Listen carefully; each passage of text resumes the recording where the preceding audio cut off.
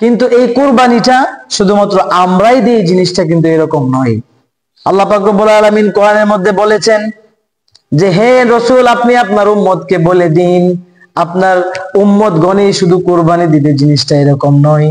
দুনিয়ার প্রথম মানুষ আদম আলাইহিস সালাম থেকে শুরু করে সকল উম্মতকে আমি বলেছি কুরবানি দেওয়ার জন্য।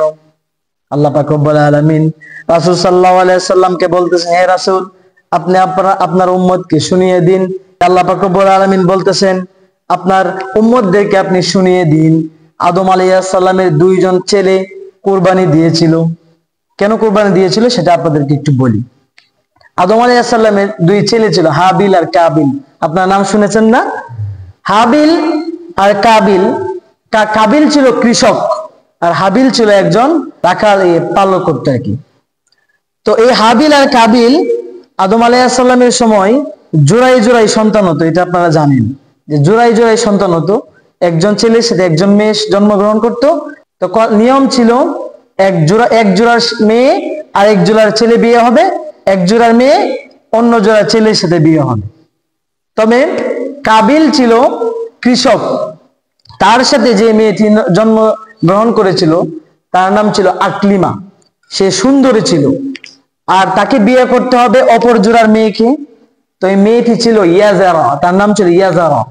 তো সে দেখতে একটু কালো ছিল, এই জন্য সে রেগে বেঁকে বসলো যে না, আমি একসাথে এসেছি, আমি আমার সুন্দরী বোন আকলিমাকে বিয়ে করব, আমি ওর সাথে বিয়েতে আবদ্ধ হব না।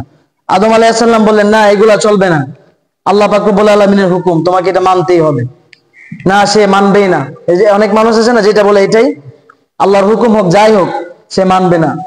সে অবশেষে যখন দেখে বসলো যে না, মানবে না, তখন আল্লাহর হুকুমে আদম আলাইহিস সালাম বললেন, ঠিক আছে, তোমরা আল্লাহর রাস্তায় কুরবানি করো। কি করো? কুরবানি করো।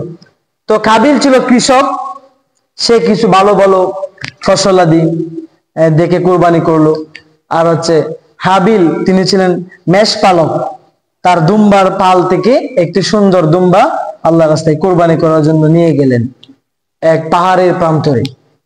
আগে নিয়মের কুরবানির প্রচলনটা ছিল আপনার এরকম, যাদের কুরবানি কবুল হতো আসমান থেকে নূর এসে, আগুন এসে এই কুরবানির জন্তুটাকে গ্রহণ করতে নিয়ে যেত উপরে।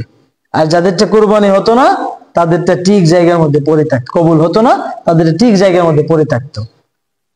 তো হযরত আদম আলাইহিস সালামের আদেশ ক্রমে দুইজন ছেলে কি করলো, আল্লাহর জন্য কুরবানি দিয়ে দিল। কুরবানি দেওয়ার পরে আল্লাহ পাক রব্বুল আলামিন বলতেছেন, ফাতাকাব্বালু মিন আহাদিহিমা, তাদের একজনের কুরবানি কবুল হলো আর একজনের এটা কুরবানি কবুল হলো না।